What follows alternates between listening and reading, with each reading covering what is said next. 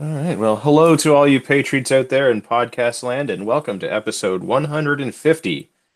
Wow, 150, same as our country is old. Canadian Patriot Well, Podcast. What depends who you ask. According to Trudeau, wasn't it 250? was it? Oh, he's always messing with things. Yeah, well, we can always fix that in post, I guess, right? Surprisingly, his math is not great. Yeah, If you couldn't tell by our budget. He yeah. acted like it was great.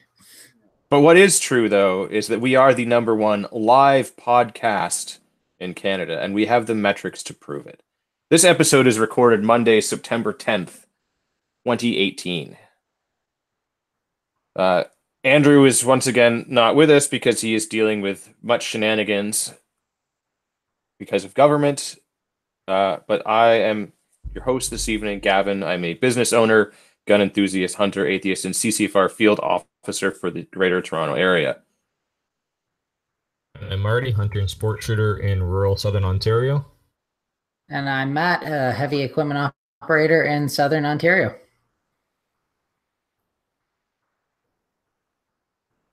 Well, Oh, yeah, we should. Would love to hear feedback about the show.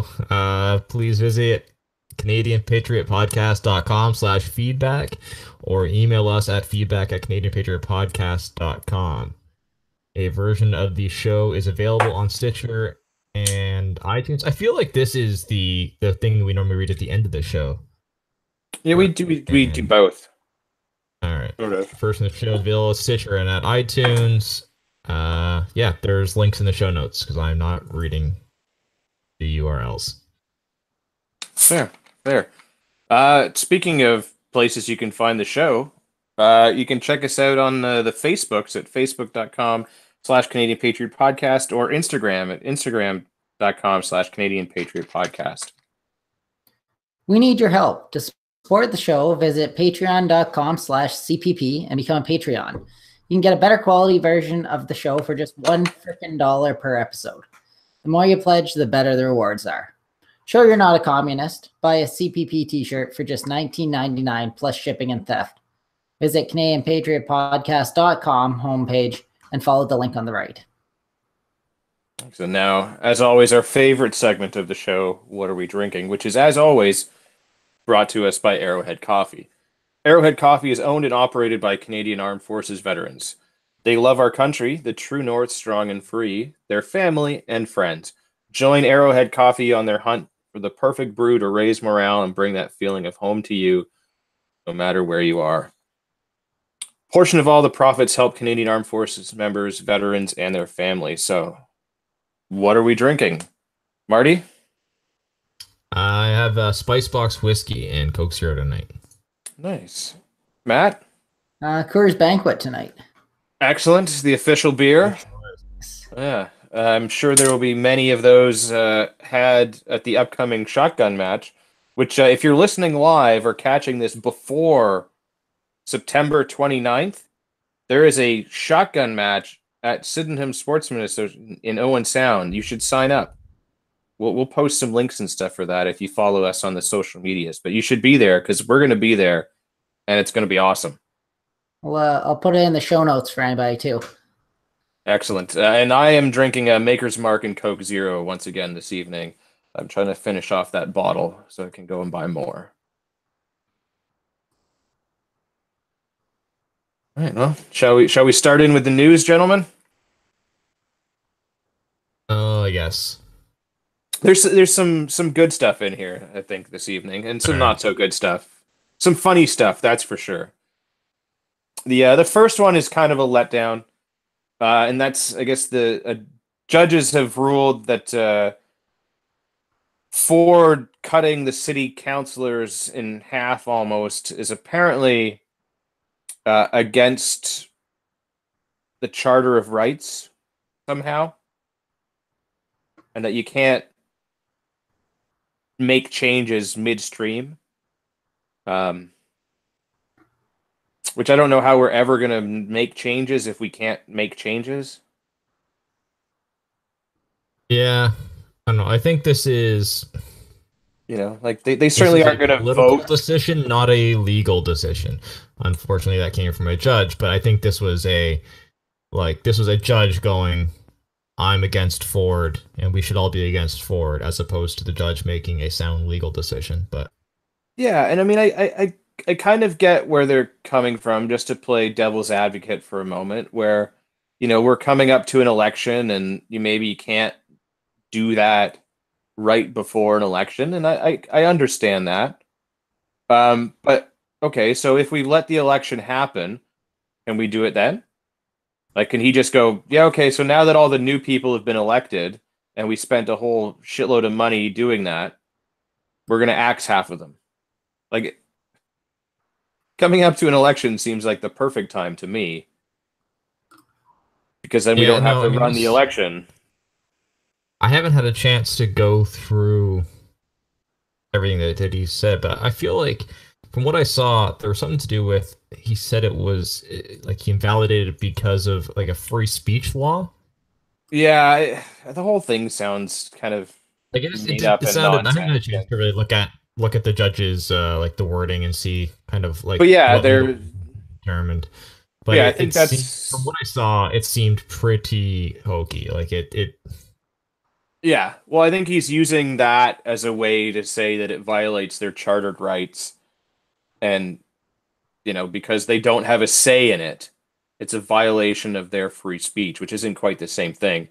But I mean, if we were to get the but by councillors that to vote on it, I don't think they would vote to get rid of half of them, right? Like, but by that sense, you can say that anything that any government does that's not voted on directly by the people is unconstitutional. you mean like a handgun ban? Yeah, because they didn't, that wasn't an election thing that we didn't vote for them to do that. Yeah. Well, I mean, I don't want to go on too long about this one, because the next topic Yeah. is a much better outcome. So, somebody said that this is violation of their chartered rights. So Ford somehow magically finds this little known and even less frequently used portion of the Charter of Rights called the Notwithstanding Clause, which basically says, fuck you, I'm the government, I can suspend this human rights violation indefinitely and do whatever the fuck I want. Which personally I think is brilliant. So I'll say this. I'm happy in the outcome, but it concerns me that this power is there. That somebody in government has the power to, okay, let's say that the legal opinion is that it would be a violation of a person's charter rights, and the government is able to go, well, I'm going to do it anyway. Yeah.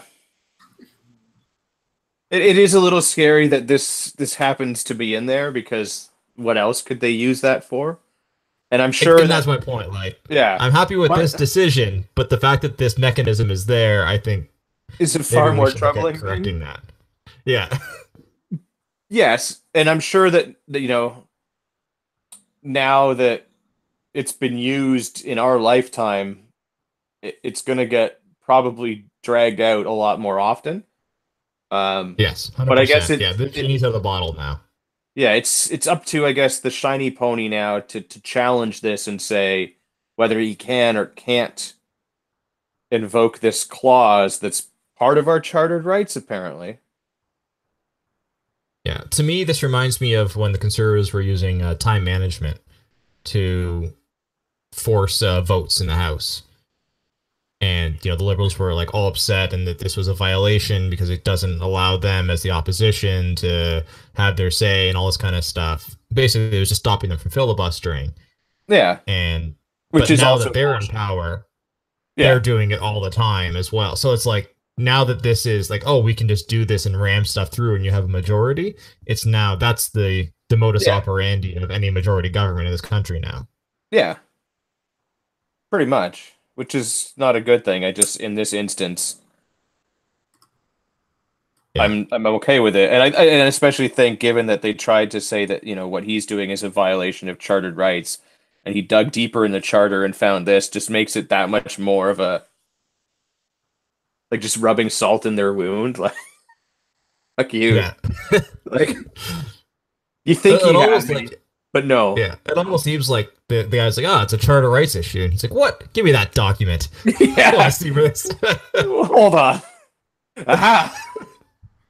He probably had people Hey, do that. what's I mean, this clause over here? yeah. I mean, I can't see Ford himself doing that, but I'm sure he's got a guy. He's really good at that stuff. Obviously. His guy's the best at that. Everyone knows that. Yeah.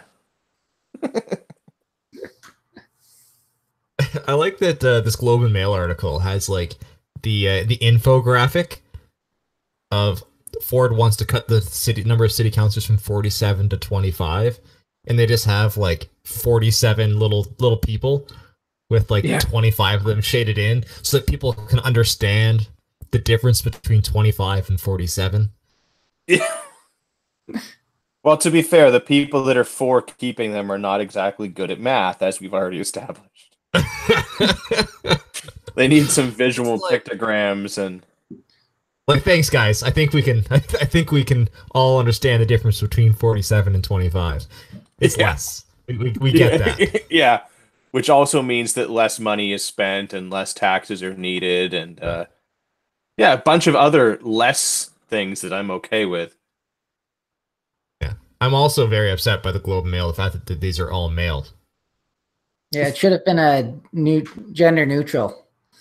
Yeah, I mean, it is the current year, right? Like, let's not be offensive. Really, they should have been just not male or female, just neutral pictures. Yeah, Or at least balanced. yeah. Well, but by balanced, you mean slightly more females than males, though, right? Well, if you're a It's- drama math teacher. Because true equality is not the same thing as equality.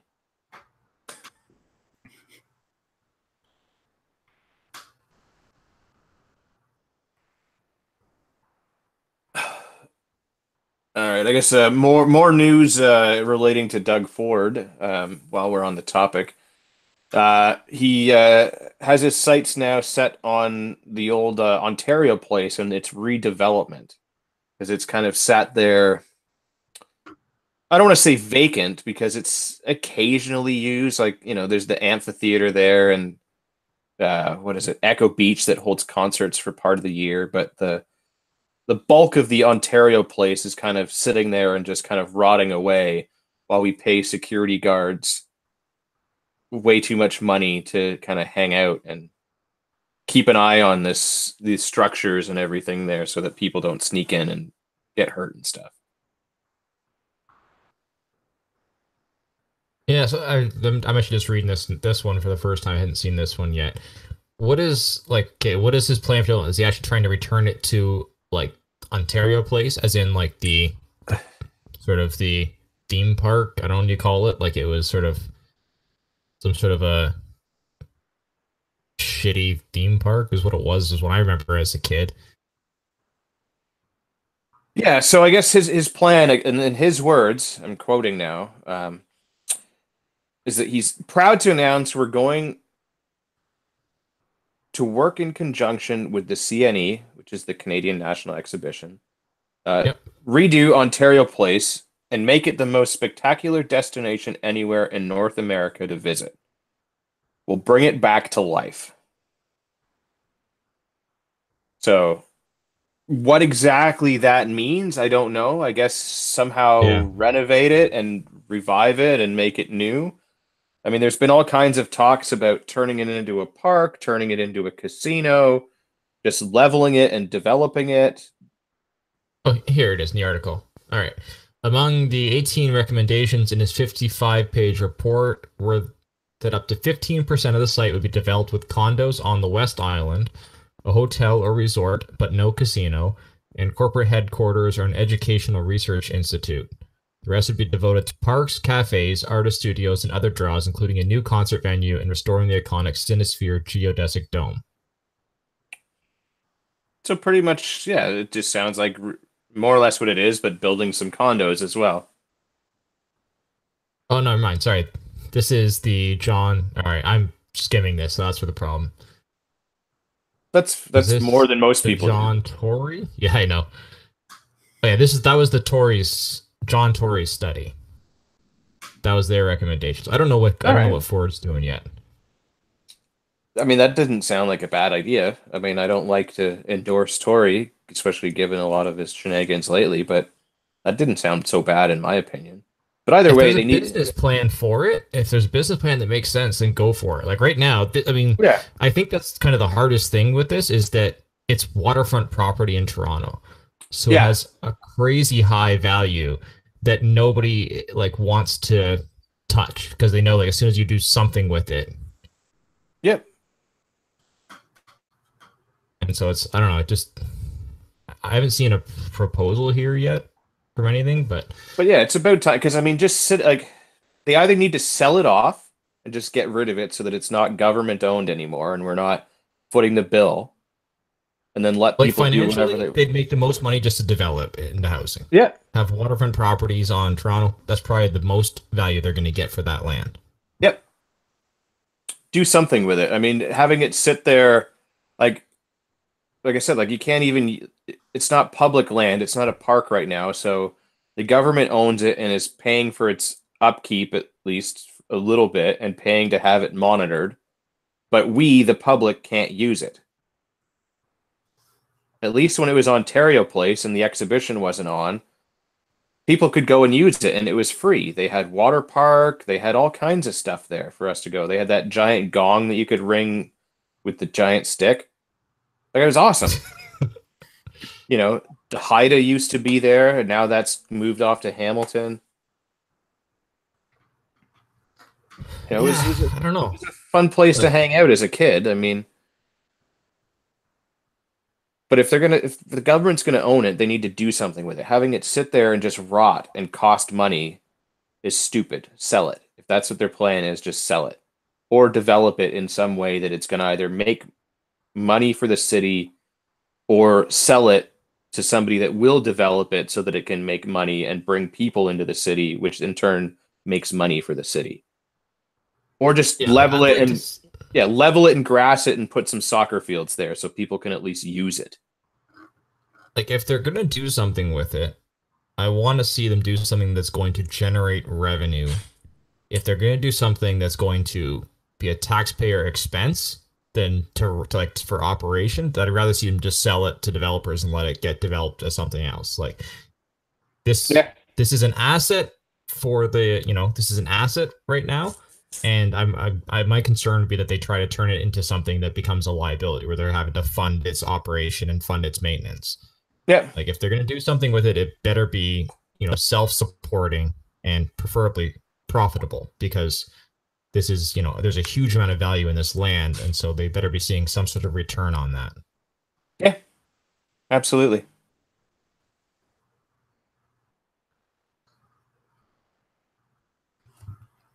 Well, on to something a little bit funny and ridiculous.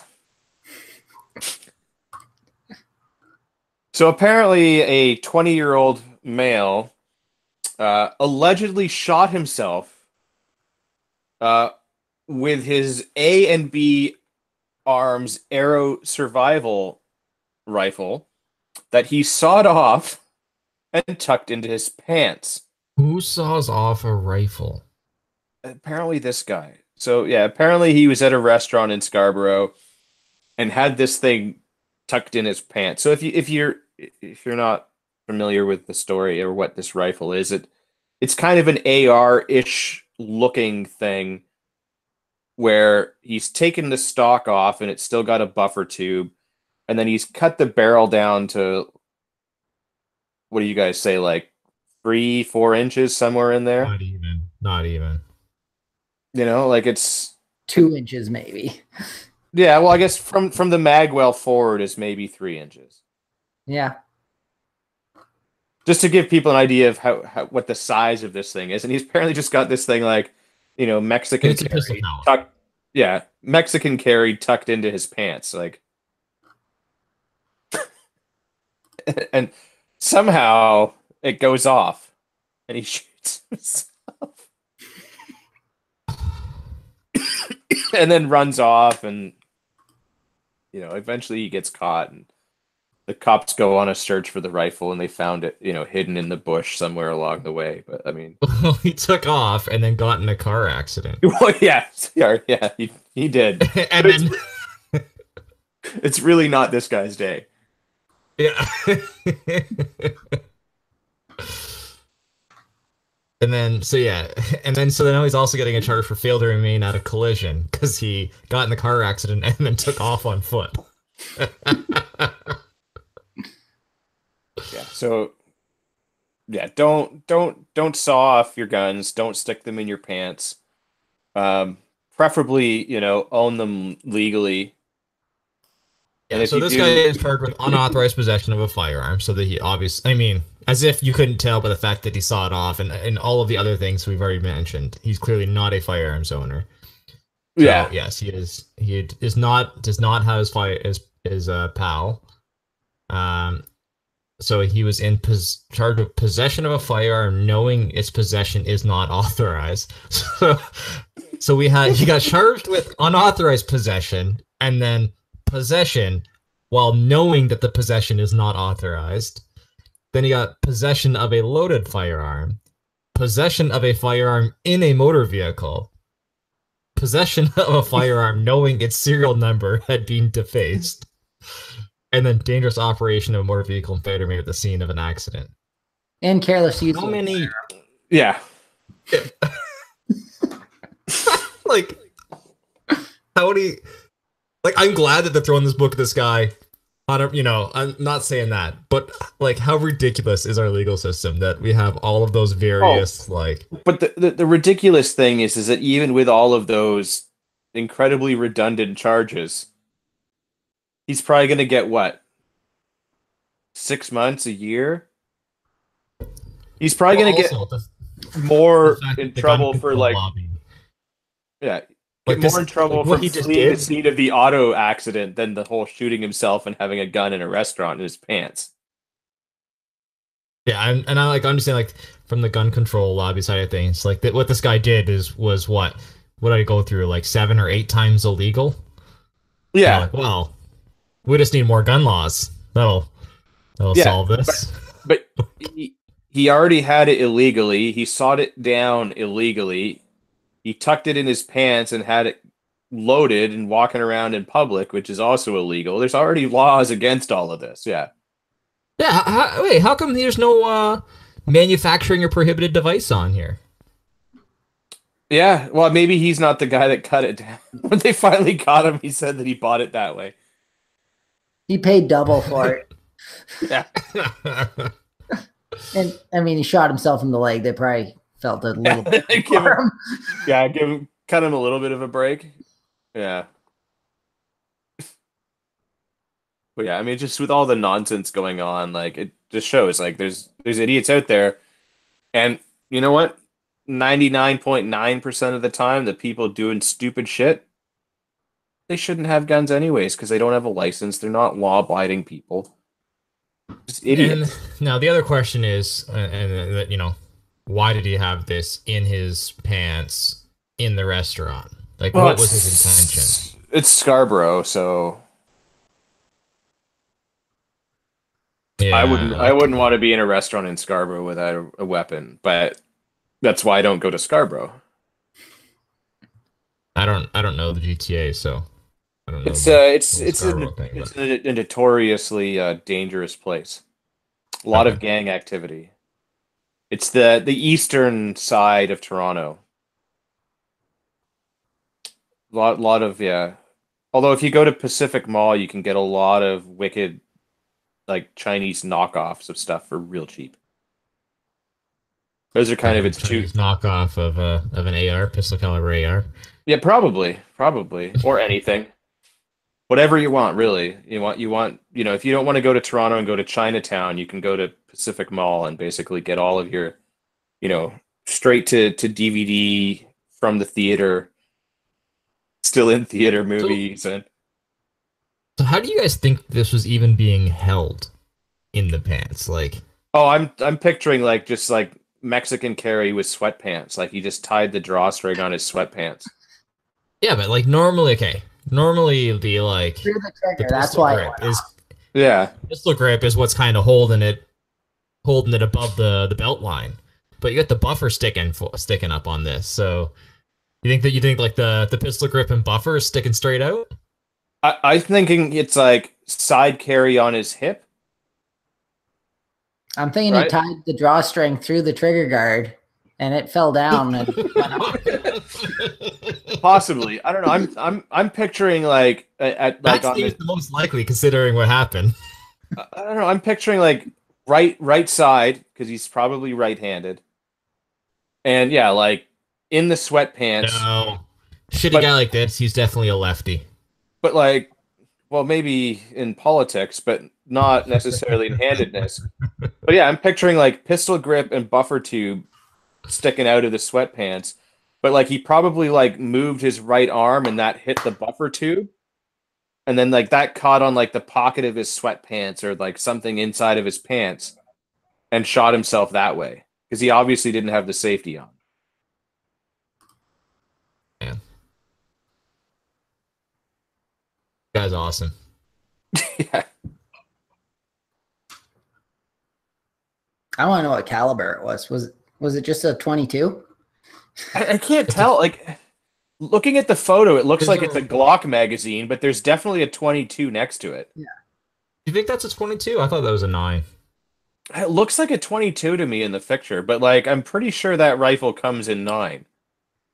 Yeah, I Like, think that's a 9 mil round in the photo. it's hard to tell with the dimensions of the rifle all distorted because he's taken the stock off and cut the barrel down. Yeah. Oh. Well, in somewhat not funny news, I guess there was a stabbing at an elementary school. That's our next topic. So apparently there was a knife fight amongst some youths at an elementary school. So two youths apparently have been reported that they've received injuries when a knife was used during an incident. Yeah, Um, Tiger Jeet Singh Elementary School.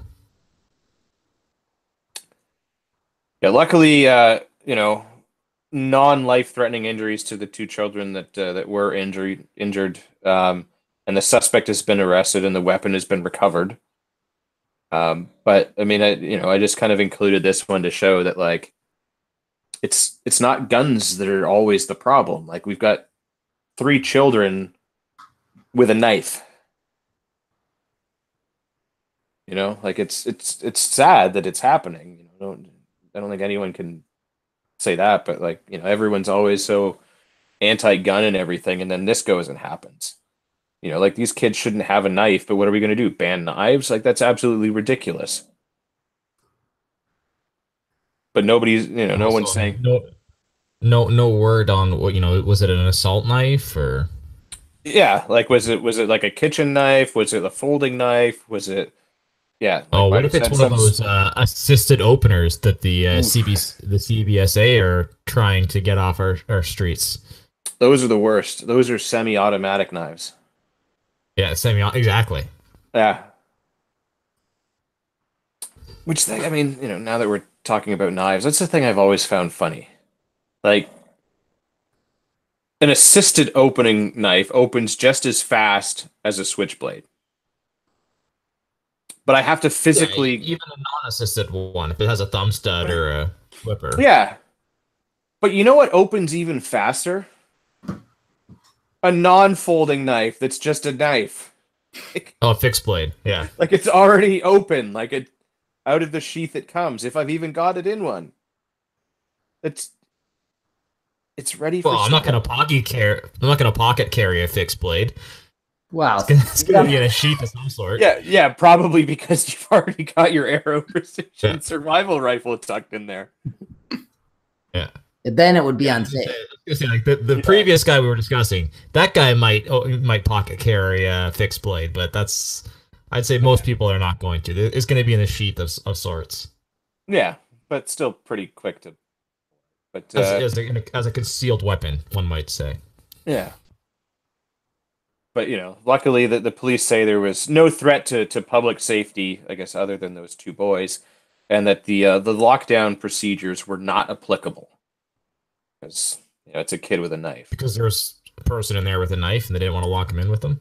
Yeah, that would be that would just be insane. But yeah, I mean, there's not really much to say about this other than like the shitty things happen amongst all ages and groups of people. But yeah, Well, people. like, I find like some of the police like it seems very like dismissive because these kids knew each other and it was targeted. And they're like, look, it's not a big deal. I mean, they knew each other. Yeah, This was like, targeted, like like person on person, like that they knew, and it was going and attacking each other. And it's like, but if that was a gun, like yeah, essentially all of the gun violence that we're talking about is targeted and exactly the same thing, where it's like just gang on gang, drug warfare. It's like they know who they're going after and they're taking like yeah. The and it's fact that like, a kid brought a knife to school and purposely went after some people. Yeah, nothing to worry about. right. Yeah, that doesn't make any sense. But I think we're at least the panel, anyways, and probably most of our listeners are used to the ridiculousness of the media and the reactions and stuff, right? Like Yeah. somehow kids wanting to commit violence is no worry, but gangs shooting gangs, which is obviously going to happen, is a huge problem. I mean, for all I care, gangbangers can shoot each other all friggin' day. I only care if innocent people get hit in the crossfire. You know.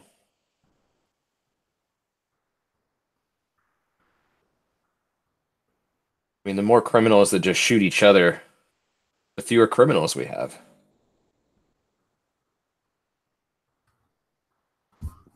Well, back to a funny story, because that was not so funny. Yeah.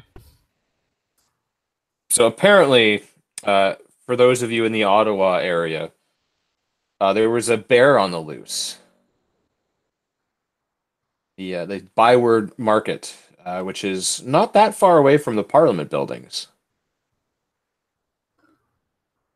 I'm not really sure how a bear got there. Mostly because I haven't read this article other than the headline because it's hilarious. Yeah, it doesn't say anything about how it got there. It just says that there was a bear in the market, blueberries and stealing picnic baskets. obviously that's what they do, right? Probably went to go get his government handout and didn't get it because he's a bear. Um, then went around the market. Yeah. So apparently early morning Thursday, yeah, there was a bear on the loose, which must have been pretty interesting for people that are like going into that area because there's a lot of like little cafes and restaurants and stores and stuff in that area. It's actually pretty a neat little spot. I was there on uh, on on Valentine's Day, actually, the day before I was attending the big protest for veterans. Angela and That is I right. Angela and I were wandering around the Byward Market, and we had breakfast there. This is a quaint little spot. I bought a pair of shoes. We looked at some knickknacks. Luckily, there were no bears there then. At least not this kind of bear What you're roaming saying around. is that your mere presence keeps bears away. It's true. Yeah, I don't have any around me right now. So yeah, don't go bear hunting with me. It's It's not going to work out well working. for you.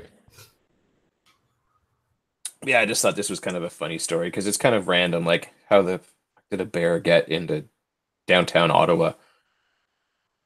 Well, nobody intentionally goes to Ottawa, so clearly it's Yeah, just an accident. yeah. Someone just set him loose.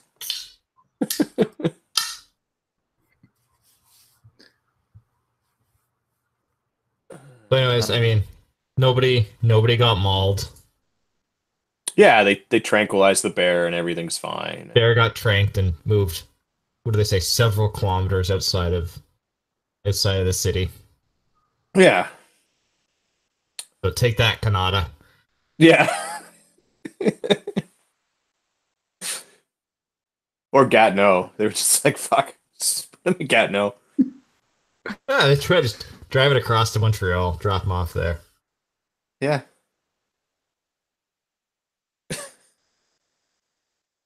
Uh, that or maybe he's hanging out with all of the 18-year-olds now that leave Ottawa, go across to the Quebec side to go drinking on Friday and Saturday. Oh, go visit Hull. Yeah, it's a lovely place when you're 18. Otherwise, why the hell are you there?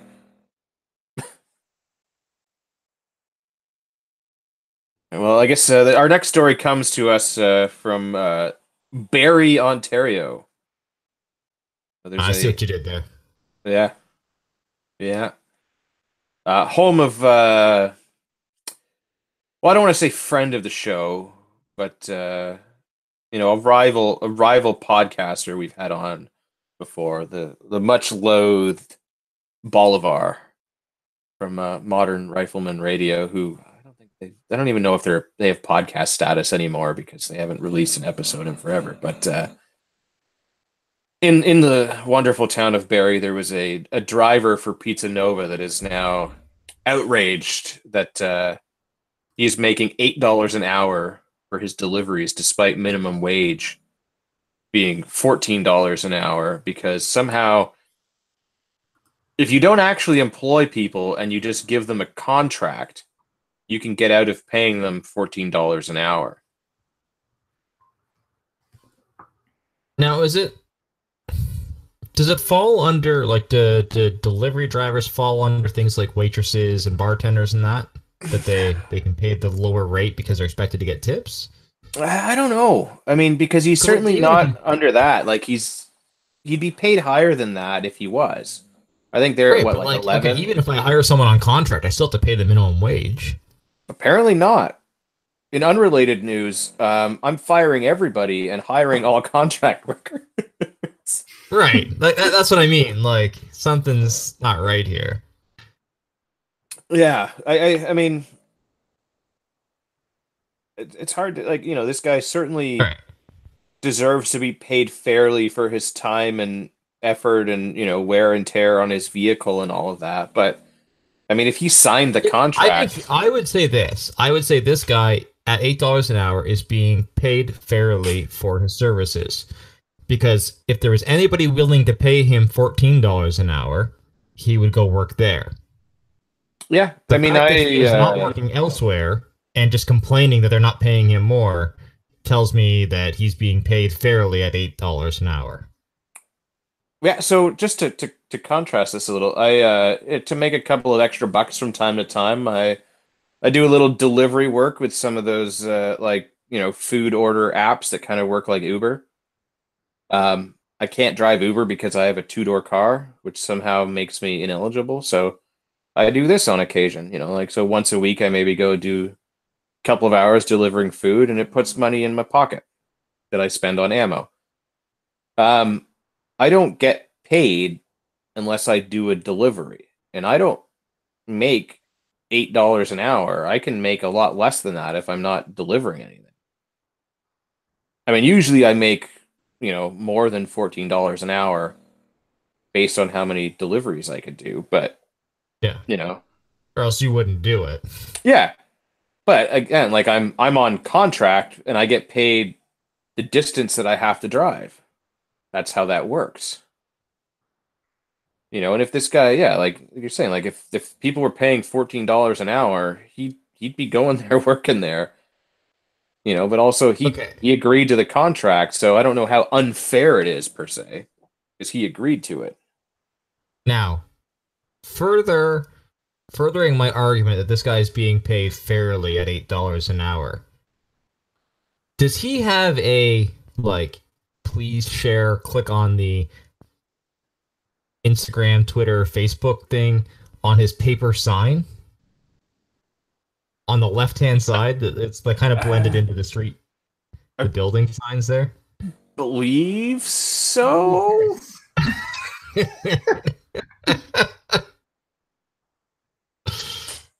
Yeah, that does look like he's amended his sign. Like he's got his hat on, like Yeah. And I guess like his biggest complaint is that like when he signed the contract, it was to drive, but now he's being asked to clean toilets and sweep floors and mop the floors and do dishes and empty the garbages and stuff like that.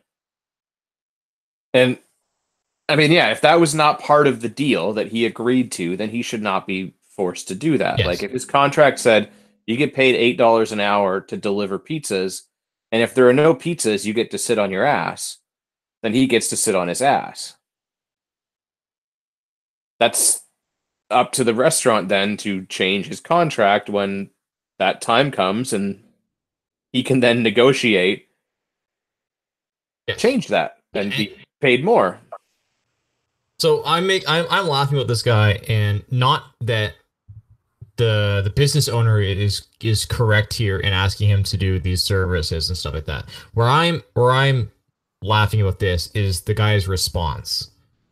Yeah. So instead of just going elsewhere, if he believes that he's very much underpaid and all kinds of, instead of just going elsewhere, he's got a sign out the back of his trunk in their parking lot. Like, Yeah. Rather than just getting a job somewhere Yeah. else.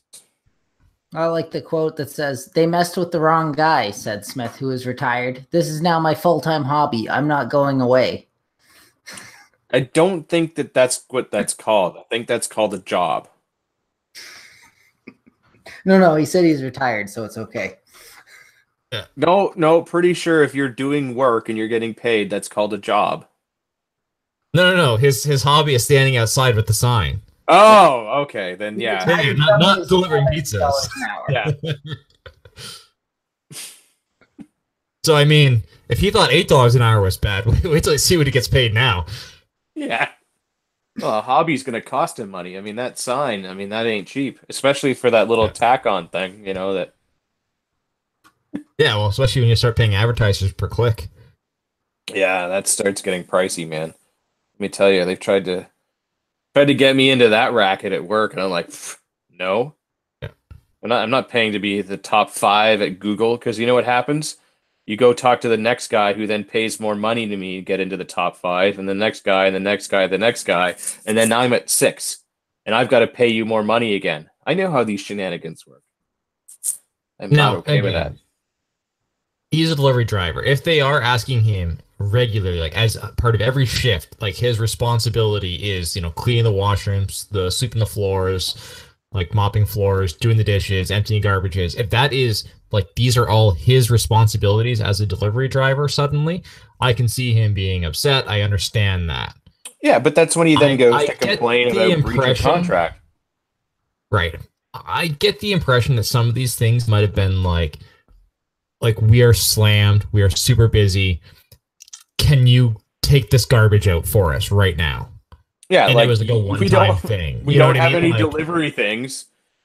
We've got a lot of people in the restaurant, but nobody's calling. Can you please do this thing for us on your way out the door? Like we're super busy, and then I mean we've all known those guys, and I don't know if this is the case with this guy, but we've all known those guys at work, throughout our jobs that you're like, well, it's not my job. That's not my responsibility. I shouldn't have to do that. And it's like, yeah, I know it's not your job, but we're really busy. Can you just help? Like, yeah, those people don't last long. And I get that. That's what I wonder here. Is this kind of like, is this where they were like, this is now your job and your responsibility? Or throughout his time working there, at times they asked him to help out doing things that were not part of his job description, and he's super pissed off about that. Yeah. Once a union man, always a union man. Exactly, yeah. Yeah. Well, I guess from a delivery man to a strange delivery, apparently,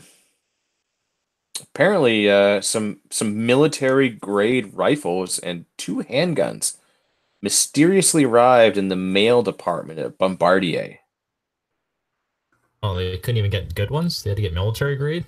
Yeah. I just find it funny. But I guess by military grade in this one, they actually mean M4 rifles as opposed to the scary AR-15, So for those that don't know, the M4 is the one that actually goes full auto, not the semi-automatic variety of AR-15. But still, military grade means the lowest Just contractor decided to build those. That's how that works. just one more example of Bombardier getting government handouts. Yeah. U.S. government handouts this time too, nonetheless. So there's some sort of collusion, apparently. Yeah. Yeah. So I guess somebody, we don't know who yet, because this is all still under investigation because it's mysterious. Shipped 2 packages to Bombardier that somehow managed to get through customs and arrived, or at least one of the packages arrived. The other one we don't know about because the shipping label said 2 boxes and only one of them's been found. And the one that was found has 2 full auto rifles and 2 handguns in it. But somehow law-abiding gun owners are still the problem. Here's something. CTV News public safety analyst Chris Lewis said the rifles would be especially dangerous in the wrong hands. Quote, that firepower is very similar to what we saw used in Vegas. Quote, was there a full auto gun used in Vegas? No, there was a bump stock, which is CTV kind of similar. CTV News, fire your public safety analyst. Yeah. This guy is a liar. Yeah. Yeah, I noticed that one when I was reading. It's like, yeah, I mean, he's not entirely wrong in terms of what the bump stock effectively does to the rifle. However, there is a big difference. There is a big difference. One will actually fire reliably. Yeah. And the other, not so much. But yeah, apparently the rifles arrived in an unlocked case too. Because as we all know, criminals do not follow regulations for transporting prohibited firearms. Weird here. It also says like the receipt indicated there were 2 cases in the shipment, but only one arrived to Bombardier. It was unclear what was in the other case or where it may have been delivered. So, like, is this just like a postal service fuck up, or they sent the package to the wrong place? Was it addressed to Bombardier? Was both packages delivered and then one of them went missing before anybody realized what was in there? As in, somebody at Bombardier was expecting the shipment but didn't realize it was split into 2 deliveries. Like, there's just so much information missing here. Yeah. Like, for one, I mean, just tell us, was it like actually intended to be delivered? Like, was it addressed to Bombardier? That should be in this news article. That should be known because they have the package. Yeah. Well, and like, because that, I mean, badmouths Bombardier potentially without having anything to do with it. Like, if Canada Post backed up and shipped it to them, which Lord knows they've done that, then it has nothing to do with the fact that it was Bombardier, other than that's just unfortunately where it showed up. So why even really mention that it was them? I mean, I have a whole lot of reasons to hate Bombardier, and I don't mind giving them some bad press because of all those corporate bailouts, but you know, if it didn't have anything to do with that, or like you said, like, were these shipped to some guy that works in the shipping department in Bombardier, and he figured, well, I don't want it shipped to my house, but here's a safe bet, get it shipped here, and if they get caught, I can just claim ignorance, but otherwise I can grab them and sell them, or hold them, or whatever, right? Like, now, I think I'm guessing that, like, from the wording of this article and that they're trying to make it out that it's an issue with the customs, or that it should have been caught as the package came across the border. But I mean, they don't check every single package. They don't open and check every single package. And It's clearly wasn't going to be labeled as illegal guns. Yeah, it is a customs, and border security problem, but also, like you said, like it's unrealistic to expect them to catch everything, and it's impossible to scrutinize every package. I mean, they do their best. Like I'm Some sure, like this, I would have thought this would have been X-rayed because it's international. Yeah, but again, they've only got so many people, so much time to do everything, right? Like So that should be, I mean, it should be pretty easy. From my background, it would be very easy to automatically flag gun-shaped items on the X-ray image. well, yeah, I mean, Facebook has gotten to the point where like it's tagging, pictures of sand dunes as boobies. So I'd say it's pretty easy to, yeah, get an X-ray machine to make a gun-shaped thing flag as a gun.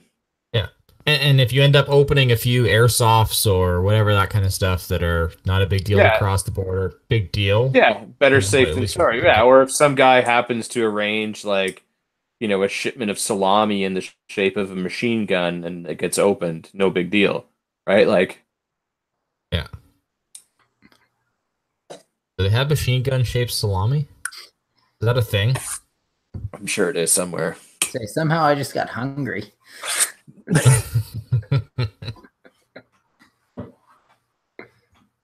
I'm Well, it's my new business idea actually. It's machine gun salami. Gavin's gun meats. Yeah, they're quite good. nothing beats this meat. It's true. It's true. But yeah, I mean, it just goes to show again, like there's clearly something not right about this whole thing.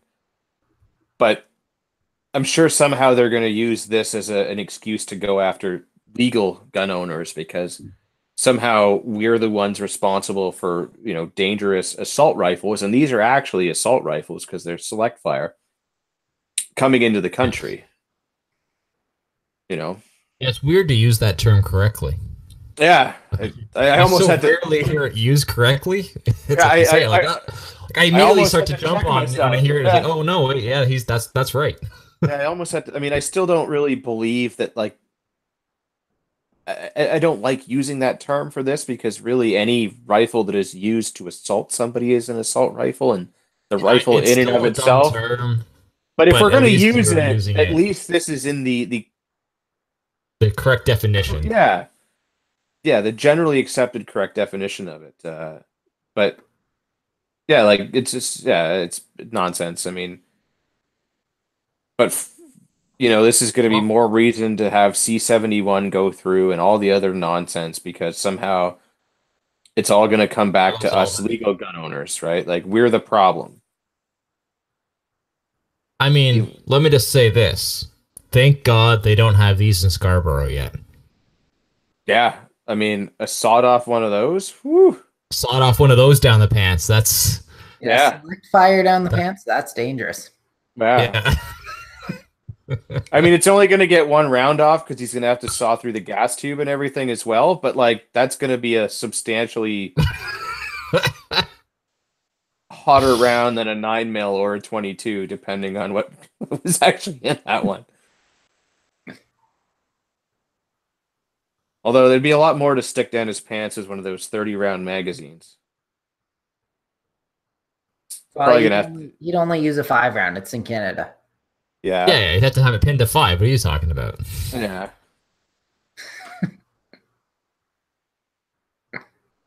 Well, I guess on to more gun shenanigans. A Montreal man has been sentenced to 51 months in prison after he admitted smuggling about 100 handguns into Canada across the Vermont-Quebec border.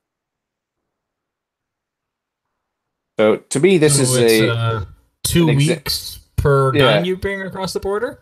yeah. To me, this is another shining example of how our legal system fails us far, far greater than any legal gun owner does. You know, like we already So have the this case. okay. Like, This guy was sentenced in the U.S. though. it's still, Yeah, it's I'm just saying it's not our legal system that's failed here. So he was yeah. sentenced in the Ours probably would U.S. have given him and 30 months. right, Well, he's getting and to credit add insult for to 40. injury, yeah, Yeah, he's getting credit for 43. yeah. Like if as a legal gun owner that has to jump through a bajillion hoops to legally own anything, if you're caught smuggling guns illegally on either side of the border, throw the book at him. I have zero problem with that. Like 51 months for like 100 handguns that he's Yeah. admitted to. Like who knows how many he's actually done? Like Well, I'm sure he's an honest gentleman. oh yeah, the highest He did caliber. And like and who knows like who he's sold these to or who he smuggled them for. Like I imagine that And that's of the thing that 100 of sucks here. those is like This guy's gotten 8 months basically from his yeah. sentencing, and it's he has provided guns to the worst of the worst essentially. Yeah, like I don't like if He's he been was providing the smuggling in guns that 100 handguns into his own private collection for some sort of antique museum or something, it's one thing. yeah, peaceful But it's like, possession, that's one thing. But yeah, he's providing them to where he knows they are being used for nefarious purposes. he He cannot account knows that for a he's single providing one them. of these things. Like they're gone. Right. You know, So they're that's why I feel like I don't yeah. know. He knows that they're going to criminals. He knows that they're going to drug dealers and gangbangers and murderers. Yeah. Like there's no excuse for 51 months. That's nothing. Like you look at people that get caught doing stupid petty things and they get more than 51 months. I mean, shit, if you or I go to the gun range and we forget that stupid slip of paper that's supposed to go with our license, we get more than 51 months for that. And that's Yeah. that's not even a victim crime. Like I have my license. I have the guns all stored properly. There's a stupid slip of paper that I forgot. More than 51 months. Nobody got hurt. Nothing happened. And they would throw the book at us to set an example. But this guy, like, nah, whatever. Fuck it. Well, criminals don't follow laws, so what's the point of setting an example? Yeah. Like of those 100 handguns, how many murders or robberies or whatever have been committed with those, right? Absolutely. Like essentially violent crime. How much is Yeah. that? How much is that 100 firearms affected our violent crime in this country? Yeah, I would say, at least one per, right? Yeah. I mean, why else? Like, why else would people be getting them if they didn't have any intention of doing something with them? Yeah. There's got to be at least one violent crime associated with every one of those handguns. Likely more. Because, who's buying one illegal handgun to commit one violent crime? Chances are if you're going that far, you're going all the way and you're a violent criminal Well, who they does get this passed on the regular. around too, right? Yeah. It'll go from one guy to the next guy Yeah. as They get different guys bought have and stuff playing in the sold. way Or, to yeah. Yeah. Bought, sold, stolen, taken off of dead bodies. Sometimes they go into the police lockup only to find their way back out onto the street. I mean, it's absolutely ridiculous. This guy should, for that many guns, guy should just get locked up forever. I don't like paying the bill on that one, but I'd rather pay the bill on that than have my freedoms taken away from me as a law-abiding citizen. Well, it depends. They're basically just taking a different freedom from you. Yeah, They're either that's going true. to steal your money, right, or steal your guns. Take your pick. That's not a good option. No, but I'd still take the money over the guns. Yeah. Because if they really come to steal my money, at least then I still have guns. Allegedly, allegedly. I For only target shooting, well, after you have no Yeah. money, at least you can go out and do target shooting. Yeah. All right, let's end this on a high note. Yes, I was just going to say now is a good time to transition to the most important story of the evening. Can't even say that with a straight face. But I guess a BC woman has filed a human rights complaint over a demand that she wear a bra at work. Finally, a justifiable use of the charter or charter rights. Yeah.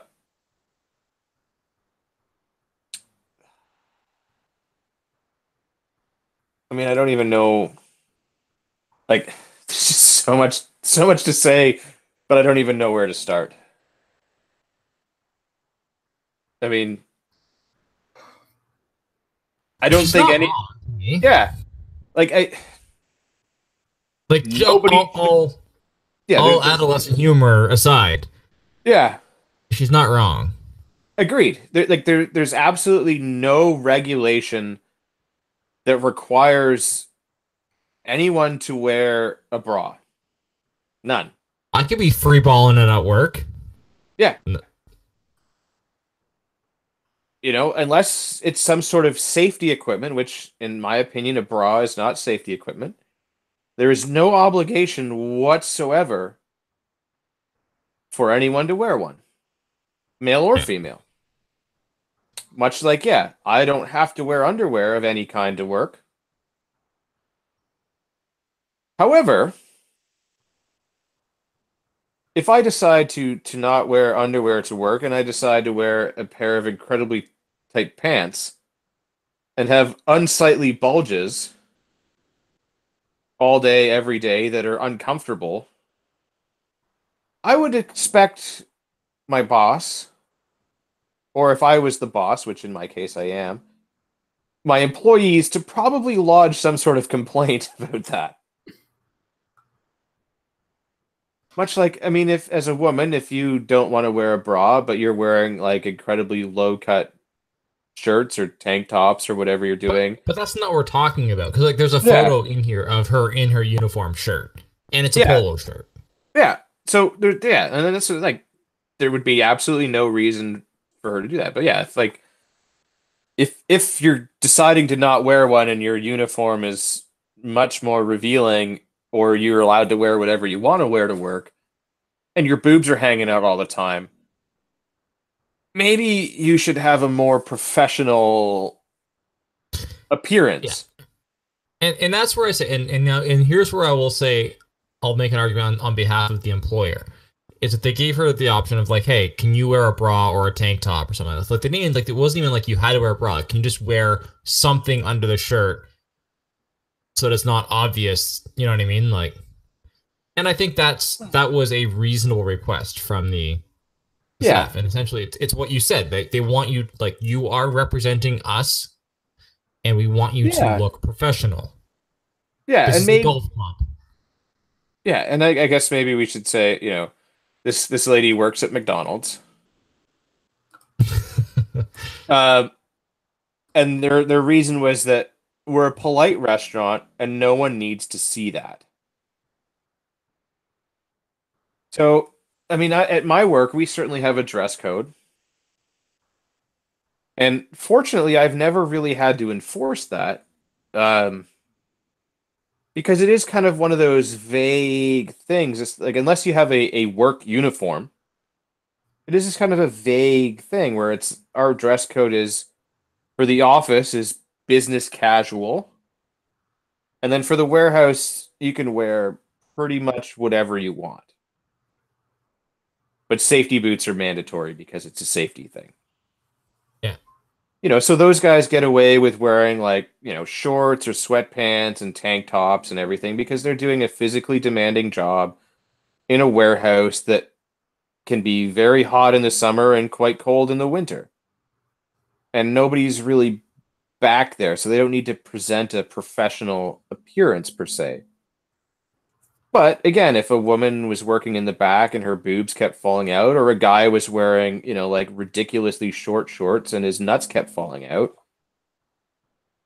if it happens once, no big deal. But if it's like 10 times a day, it's like, all right, we need to have a conversation. This is not appropriate attire for the workplace. So what was that? Because the crux of this comes down to not the fact that they told her that she has to wear a bra or a tank top, but the fact that they don't tell men that they have to. And this is how she's getting a human rights violation, is that it's like a gender bias type of thing. Yeah, I guess it's kind of one of those hard things. Like I'm assuming that the reason they're complaining is discriminatory against women, or is this an acknowledgement that men and women are different physically? Yeah, I guess it's. I mean, I'm kind of reading into this a little bit because it doesn't quite spell it out per se, but I'm guessing that she probably has a little bit of a hard nipple thing going on. Yeah, because that's what she's alleging. That's obviously where the issue came from. Yeah. Yes. And yeah, men obviously have nipples as well. And in the article, it says, it's gender based, and that's why it's a human rights issue, because I have nipples and so do the men. So yeah, if a guy is walking around all day with hard nipples and a golf shirt, you're obviously going to see that as well. But chances are that the way that the shirt fits, it's going to be less obvious because he's not built in the same way. But yes, I mean, if they want to have a corporate appearance and, hard nipples is against that corporate appearance, and that sounds ridiculous saying that, then obviously they should go after the men too and get them to wear a tank top. To be fair. Yeah. But the whole thing just seems ridiculous. I mean, it's... You know what this reminds? This to me, this is just further evidence of how we end up with the silver jumpsuit that we see anytime there's like time travel in a movie. Yeah. All the people from the future, they always come back just wearing the silver jumpsuit. This is how we end up with the silver jumpsuit. Yeah. People are not responsible enough to dress themselves appropriately for work, and as a result, we just go to the uniform, the human uniform. Yeah. Silver leather. We're all going to be wearing that with knee boots. Silver jumpsuit, big boots. Yeah. Big collar on it probably, and a helmet. Yeah. Probably some sort of like... say, for the CBC article, again, this is such a terribly written article because like halfway through the article, they switch from the golf club employee to the McDonald's employee with no introduction of the McDonald's employee whatsoever. All of a sudden, they're just talking about a different person. Yeah. With like no tie between the two of them whatsoever. Like, it's so terribly written. Yeah, I mean, what do you expect from... But yeah. But CPP's official now, I will say this, position on this is ladies, go braless. Yeah. And I will say this from a man's perspective, it's never the ones you want.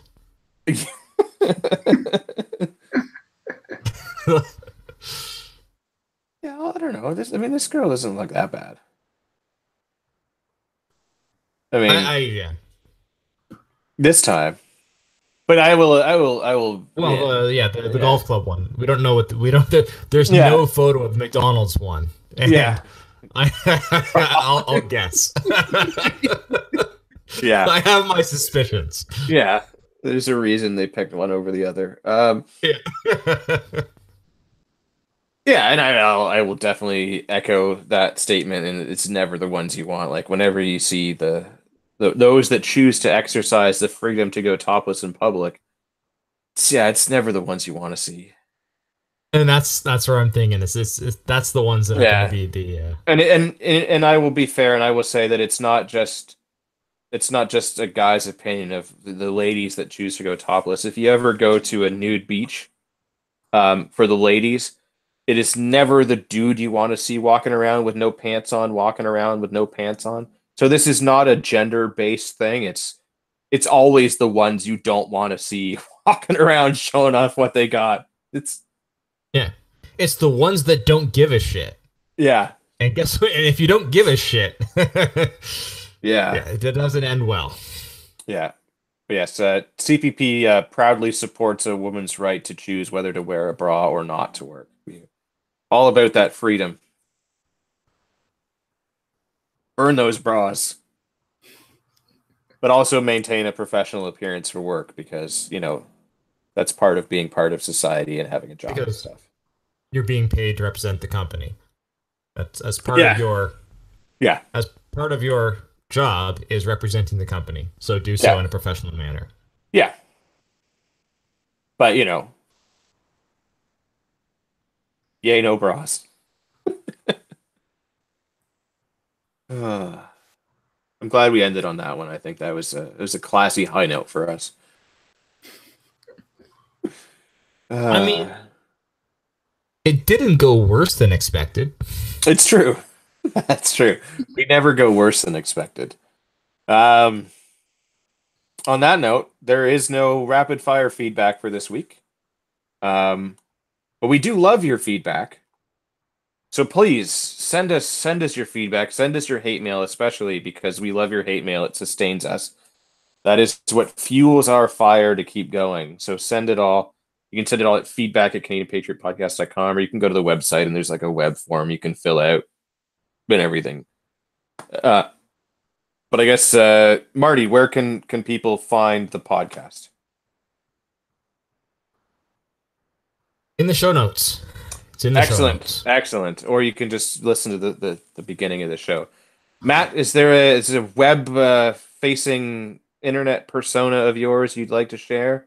I am on Instagram at McVersamax. There you go. A proud McDonald's employee there, Show McVersamax. notes. There's some links in the show notes for anybody that's interested in that shotgun match up in Excellent. Owen Sound. Yes, we will all be there. We will be your ROs, so you can put your safety in us.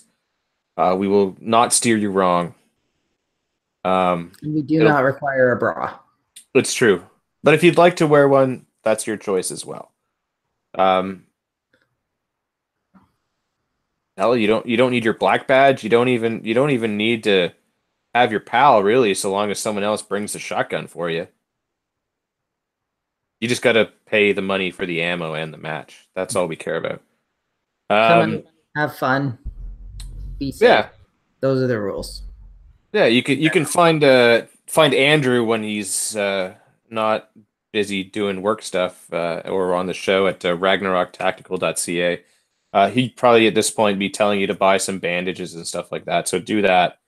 Buy some Ultima boots. We've also got some Warrior Salt systems, plate carriers, and all kinds of other cool stuff coming in. So buy all that as well. Like us on the Facebooks. Follow us on the Instagrams. You can follow me on Instagram at urbex_GTA. What else have we got going on? I'll be up at Sydenham this weekend actually with my lovely girlfriend Angela. We will be helping out with the Ladies Range Day. So if any of you listeners are coming to that, we'll be there, which will be kind of cool. But other than that, I guess the Amanda Mayhew, that ladies thing. Yeah, I'll be helping out with that. My lovely girlfriend is one of the ambassadors for that, so we'll be helping out. I'll be there with some of my guns. It should be a fun time. I mean, the one at Silverdale a couple of weeks ago was kind of a fun time. There was a lot of ladies that never tried it before, and a bunch of them at the end of it were, you know what? I think I'm going to apply for my license. So it's a positive thing. Yeah, we'll be there helping out. I actually had a similar experience with that at our local gun club. Had a random girl contact us through the website, interested in shooting trap. Didn't know anybody that shot guns and that kind of stuff. Brought her out, let her try it, and she has her pal and a bought a shotgun not long Amazing. afterwards. So Nice. pretty, Well, there it you go. is. Yeah. It's one of those things. You bring new people out. It's just doesn't take long for them to kind of catch the bug, and it's always Yeah. it's a good service to the community to get new people out. Well, and that's kind of one of the things I find funny is that I mean, I've always offered to take anyone out shooting that's never done it before, even those that have, if they want to go do it again. I'd gladly go shooting with pretty much anybody. Um, but for the most part, the people that contact me that want to go and try it are almost always women. Like my dude friends, I'll be like, "Hey man, you want to go shoot some guns?" And they're like, "Yeah, all right." But like it's the girls that actively will come and ask, like, "Hey, I've always wanted to try this. Can I go do this with you?" I'm like, "Fuck yeah, like let's do this." Like, I mean, I just love taking new people shooting, or at least those that are open-minded enough to try it. Because most, once they try it, realize it's not so scary and it's really fun. Yeah. So I love helping out with stuff like this, is with new shooters and especially women shooters, because we need more of them to help grow the sport. Um, but yeah, on that note, you are the true north, strong and free.